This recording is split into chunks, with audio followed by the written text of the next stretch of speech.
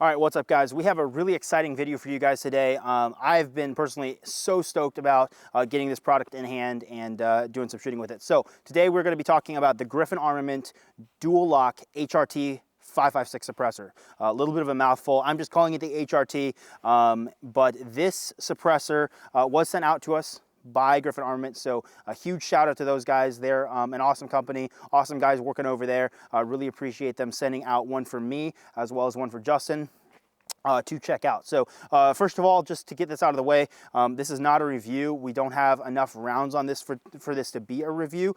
At this point right now, I've got maybe 100, 200 rounds on this suppressor right here, but that's what today is. So today, just kind of initial impressions, overview, what we initially are really liking. If there's anything we don't like, we'll share that as well. But we're really excited about bringing this overview to you. One of the cool things about this can right off the bat is the way it attaches. So a lot of cans are using a taper lock. This is using both a taper lock as well as kind of this proprietary locking system that they've got here. They're calling it the Dual-Lok. So what I've got is a collar here with some springs, and if I just lift up on the collar and twist just a little bit, you can see that collar kind of pops up, and then from there I can just unscrew this can and it's just a basic taper lock from there.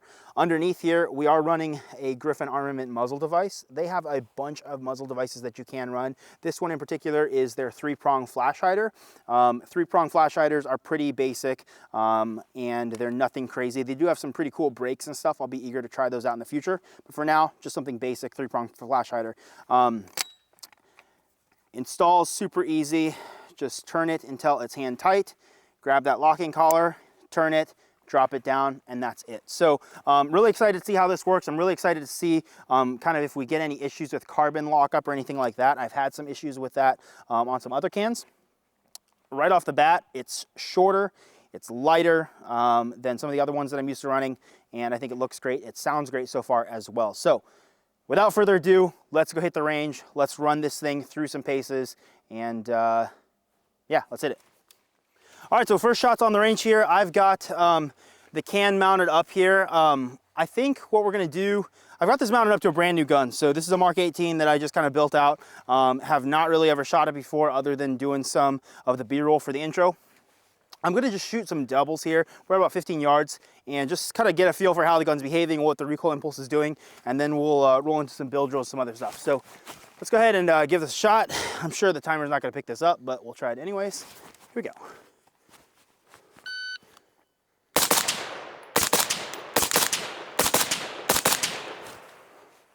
All right, wow. Yeah, so 15, 16, 17 splits right in there. Let's go take a look. First couple, DA is definitely moving a little bit more than I'm used to, but then I started dialing it right back in. So yeah, this was my second shot, 1-2, and then I started dialing in. Had a couple drifting, a little bit more left and right movement that I'm happy with, but I mean, hey, first 10 shots out of this gun. Let's try it again, see if we can keep the group a little bit tighter. I'm actually pretty happy with how little the gun's moving though.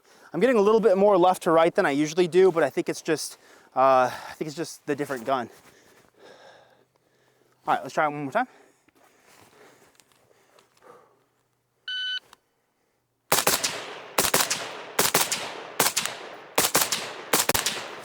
All right, a little bit of trigger freeze.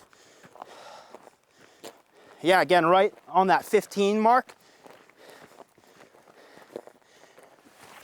Okay, yeah, that was a little bit better. So this time I had a little bit better of a mount, and I'm getting a pattern that's a little bit more up and down. Still a little bit big for 15 yards, but I mean, so far, guys, first impressions, that's the first time I've really like printed groups on paper, doing doubles. Yeah, this thing is awesome.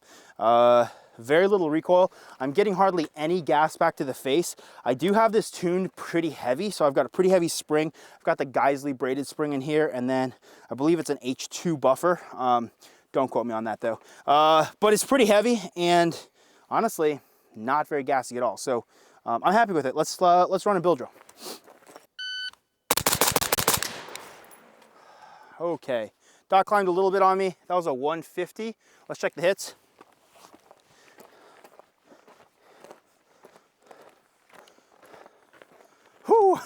I'm using that whole A zone, 1, 2, 3, 4, 5, 6. Literally just kind of watch my dot climb. Not the worst in the world. Let's try one more.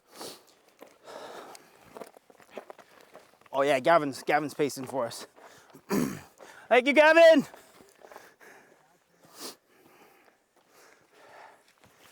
All right.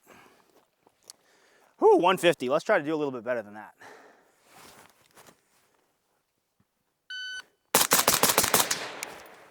All right, that was a little bit better. That was a 145. 145. Let's check the hits on that.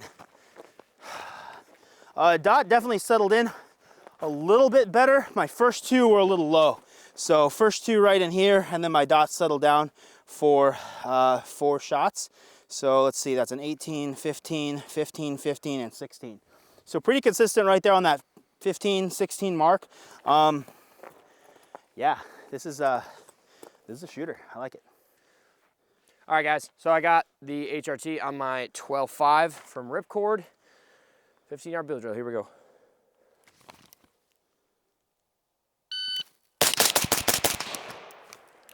All right, a little high on that.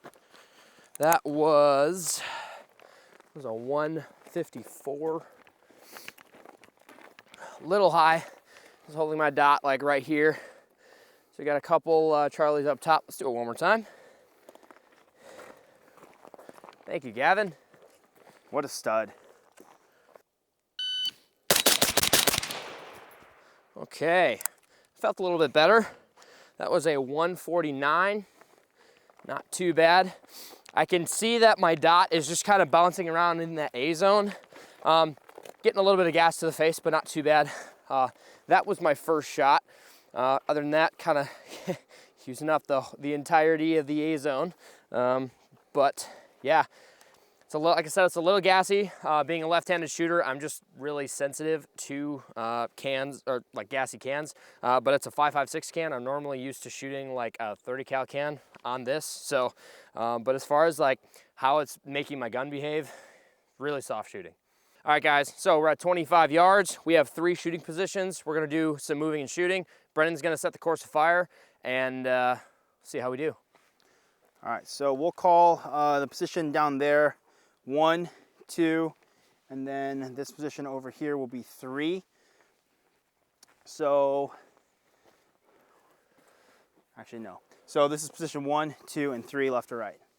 Okay, and target 1, 2, and 3. Let's do. So engage targets 1 and 3 from the middle position. Okay. 2 rounds each. And then engage the middle target with 3 rounds from the left and 3 rounds from the right. Okay. Make sense? Yep.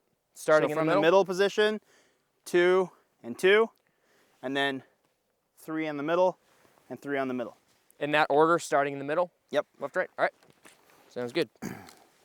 So, Gavin, I'll end over there.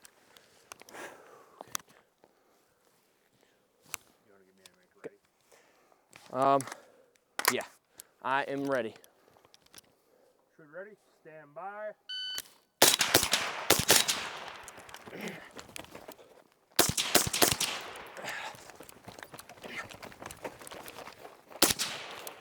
Oh no! No, 1290. All right. Kilt in the streets. My fight, my fault for not properly managing my ammo. All right, so 1290. I know I have a Delta, potentially even a mic. Okay, there's the Delta right there. Other than that, 4 Alpha, 1 Charlie, and a Delta, 2 Alpha, 2 Alpha. We'll put the hit factor right up here. All right, so it's my turn. Yeah, we'll use the same positions, same target array. Justin says the course of fire. Justin, what you got? All right, so we're gonna reverse it. Position 2, you're gonna fire 3 rounds at the center target. Position 1, you're gonna do 2 at 1 and 3, and then position 3, 2 at 1 and 3. So pretty much the same thing as last time, just reversed.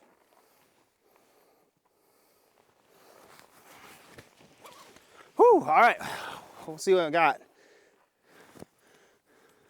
Shooter ready. Stand by.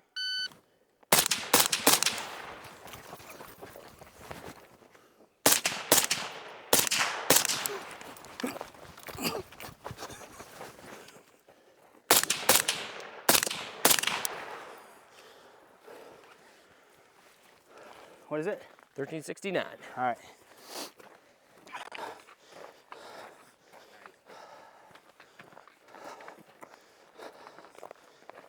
So, middle target. I've got, I think the pacers are falling off maybe. It's cold. I got 3 alphas. 3 alphas and a Charlie. And 3 alphas and a Charlie. So 1, 2, yeah, 2 Charlies and a 1369. All right, so we've got a little fun target array set up. So behind me, we've got a single USPSA target with pretty much just the head box showing, as well as the shoulders. Shoulders are kind of out of play.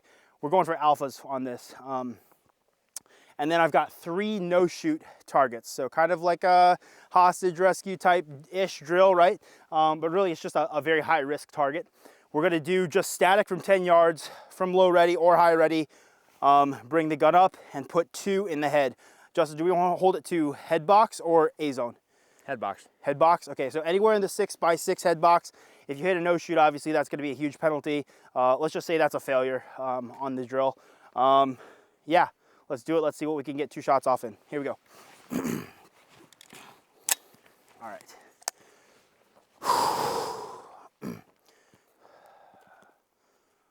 Stand by.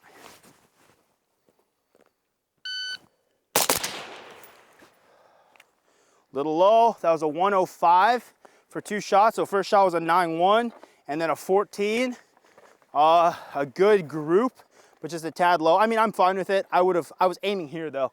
One thing I've got to keep in mind is the offset at this distance. So at 10 yards is where my offset starts to come into play. 10 yards and in really is where I start to care about it, where it's gonna make any sort of significant difference. So 10 yards, I had my dot kind of on the top line of that A zone credit card. Looks like I need to hold it just a touch higher. But yeah, let's try it one more time, see what we could do. Here we go.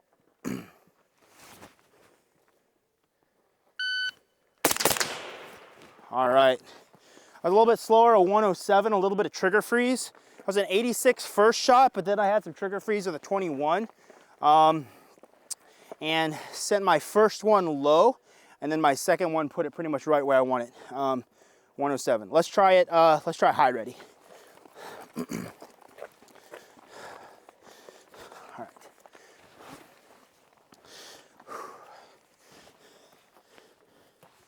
All right, stand by.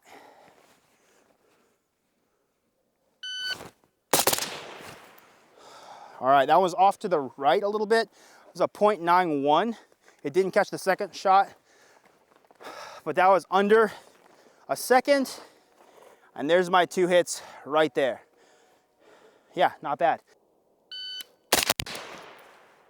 Okay, that was a .79. Spicy. Felt pretty good about those. That was my first shot. Second shot, .79. First shot and a .62. Not bad. Let's do it again.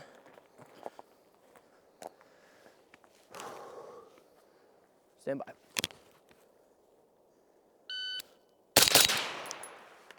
Okay, presented a little low on that one. That was a 106, quite a bit slower. Does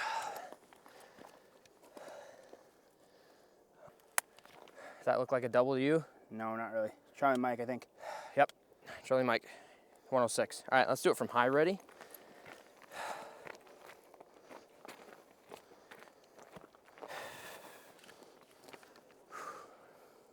Stand by.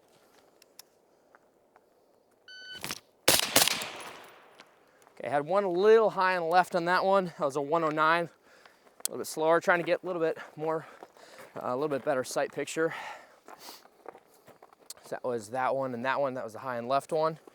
And a 109. So not happy about that mic, but it is what it is. All right, now we're at 50 yards. We're gonna do 10 rounds. Here we go. Stand by.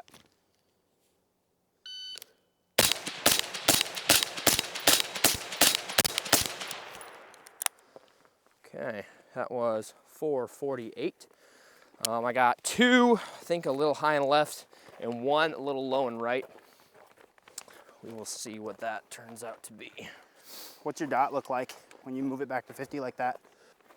Kind of going up to the left a little bit more than I'd like. I'd like it to be a little bit more up and down, but it's really easy to kind of get sucked into your dot at farther distances. Okay, so there's that low and right one. For the most part, kind of hitting them in here, a little low. I had a couple there, so there's 3 off to the left. I thought it was just 2, but for the most part, kind of a little bit low, so I could hold a little bit higher, maybe take an extra 0.05 of a second, a 1/10 of a second, and kind of clean that up a little bit. 4 Charlies in a Delta? Yeah.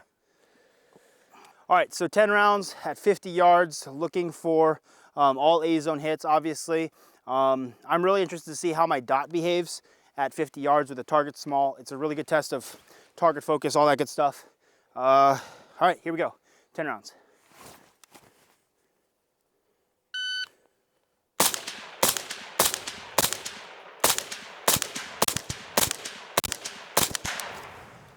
All right, a little conservative on that, 684. Muzzle flash is pretty minimal on that, especially for a 10.5 too. Oh yeah. Yeah, that is one thing on short guns. You're gonna get a significant amount of kind of sparks coming out, muzzle flash. Suppressors, in my opinion, need to be good at cutting that down pretty significantly, if not almost all the way. And yeah, you're saying that looks pretty good, so that is a good sign. Okay, connecting a little bit low on the target, but I've got 1, 2, 3, 4, 5, 6, 7, 8, 9, and 10. So 1 Charlie off to the left and 2 Charlies low. So 7 alphas, 3 Charlies in a 684. Honestly, gun shooting really nice and controlled. I'm just kind of getting a little bit of kind of leftward motion, just kind of bumping over to the left, kind of making like a little C. But it's pretty predictable. I'm pretty happy with it. All right, guys, so that is it. We just wrapped up our range portion shooting this can. What did you say? We shot about, probably in total, about 500 rounds through the cans.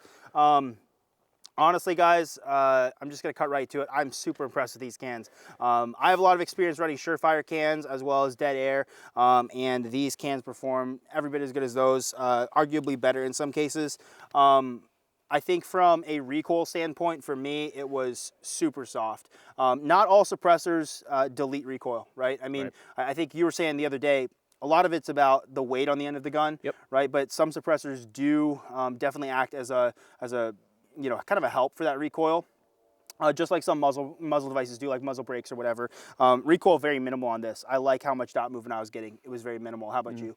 Yeah, same thing. And the thing is too, right? Like I was saying, having a lot of the weight at the front of your rifle, yeah, it might help reduce recoil a little bit more by having like a heavier can, but I think I can speak for most people by saying that like you don't really want a super heavy can because it just makes your gun a little bit more unwieldy, and it still just makes shooting it a little bit more difficult, even though it's, more weight at the front of the gun. Yeah, for reference, I generally run a full-size can, but I have run like a K-size can in the past, and I feel like this suppressor behaves and kind of runs on the gun like a K can. Like I feel like it's as light and as short.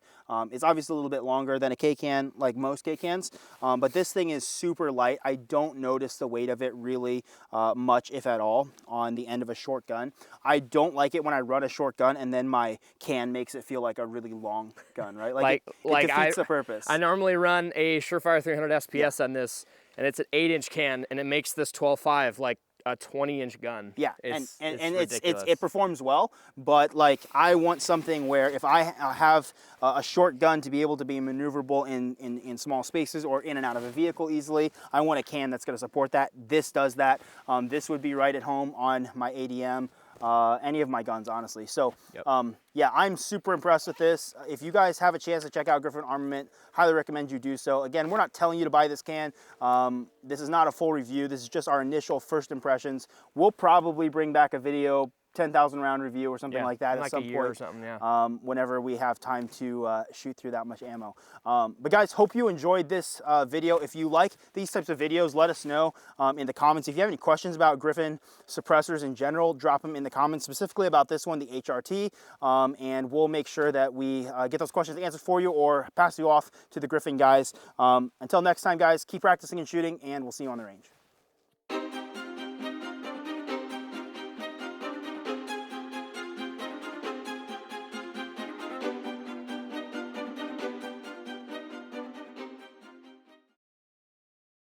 Six rounds. Fast? Yep. Ready? Yep.